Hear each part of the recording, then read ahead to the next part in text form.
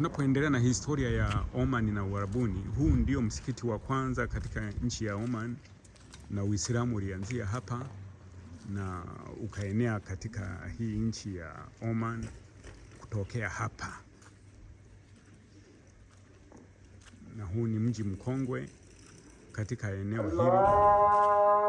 Nasikia adhana hiyo, karibu wanaingia kwenye swala. Allahu Akbar, Allahu Akbar,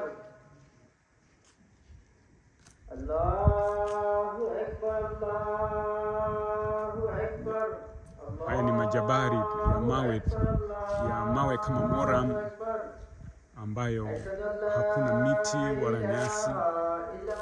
Chini ndio kuna vichaka na watu wamejenga chini yake. Ndio maana unaona kwamba kuna majengo, lakini ni teknolojia ya hali ya juu sana ambayo ndio inayoweza kufanya huu mji ukawa namna hii.